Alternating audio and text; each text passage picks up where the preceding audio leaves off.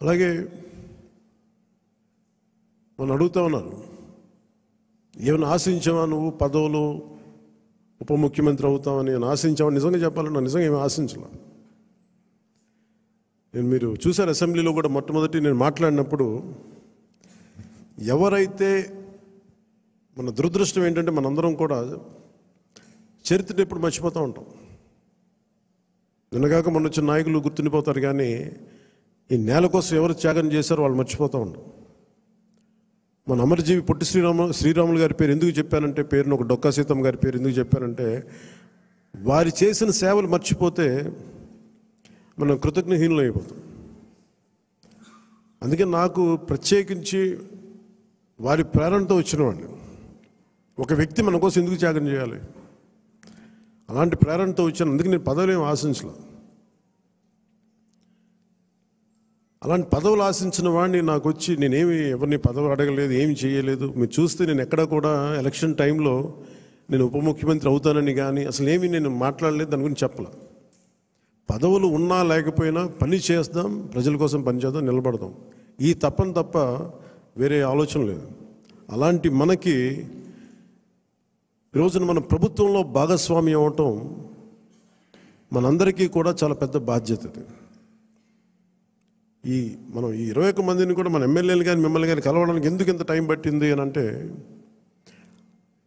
నేను ఎప్పుడు అధికారం నేను చూడలేదు, ఎమ్మెల్యేగా అడుగు పెట్టలే, అధికారం ఎప్పుడు చూడలే. ప్రజలతో పోరాటం చేసుకుంటూ వెళ్ళిపోయాను తప్ప ఎక్కడ కూడా అధికారం ఎలా ఉంటుంది, దాని తాలూ కష్ట నష్టాలు ఏంటి, దాని లోతుపాతు ఏంటి మనకి ఎప్పుడు తెలియదు.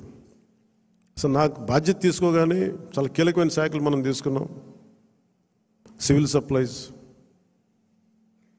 అలాగే సినిమాటోగ్రఫీ, టూరిజం, దాంతోపాటు పర్యావరణం, అటవీ శాఖ, అలాగే పొల్యూషన్ శాఖ, పంచాయతీరాజ్, రూరల్ వాటర్ సప్లై, ఇన్ని కీలకమైన శాఖలు తీసుకున్నప్పుడు నాకు ఒకటే అనిపించింది, చాలా అవగాహన ఉండాలి. ప్రత్యేకించి శాఖలు కూడా నేను అందరూ అనుకోవచ్చు ఎందుకు పెట్టుకున్నాను నేను ఈ శాఖలన్నీ అంటే, ఇది నా మీద చాలా బాధ్యత ఉంది. పదే పదే మాట్లాడాను నేను, కొంత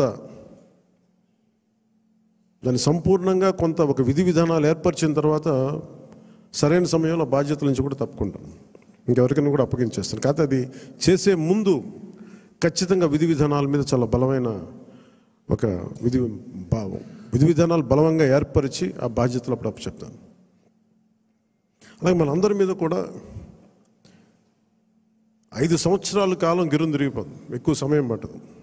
అలాగే మన ఎమ్మెల్యేలందరికీ కూడా, పోటీ చేయని చోట్ల కూడా మన నాయకులందరికీ కూడా ఇది భవిష్యత్తు ఉన్న పార్టీ. అది మరి ఎంత బలంగా మనం చేయకపోతే దేశం మొత్తం మన వైపు చూసేలా చేసింది.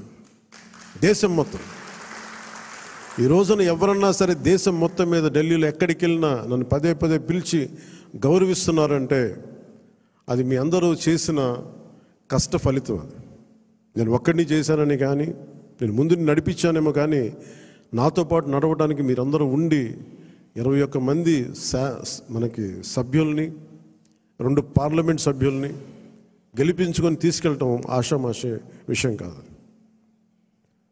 మన ఉదయ్ గారు కానీ బాలశౌరి గారు కానీ మనం అడుగుతున్నారు, నెక్స్ట్ పార్లమెంట్ సెషన్స్ ఉన్నాయి, ఏం మాట్లాడాలి అంటే, ఉదయ్ గారు కూడా చెప్పారు, మీరు ముందు అవగాహన చేసుకోండి, ఎలా మాట్లాడాలి, ఏం మాట్లాడాలి, ఈ సెషన్ అంతా అవగాహన చేసుకోండి. ఏదైనా కీలకమైన పరిస్థితులు అంశాలు ఉంటే సీనియర్ పార్లమెంటరీ బాలశౌరి గారు ఉన్నారు, ఆయన ముందుకు తీసుకెళ్తారు. ప్రధానమంత్రి గారితో కూడా చెప్పేటప్పుడు ఏం మాట్లాడాలని అడిగితే ఉదయ్ గారికి బాలశౌరి గారికి ఒకటే చెప్పాను, 140 కోట్ల మంది బరువు మోసే ప్రధానమంత్రి గారికి మనం సహాయపడాలి కానీ ఆయనకి బరువు పెంచకూడదు. ఇది ఒకటే చెప్పండి, నా మాటగా చెప్పండి ఆయనకి. మేము మీకు బరువు తగ్గించే వాళ్ళమే కానీ బరువు పెంచే వాళ్ళం కాదు.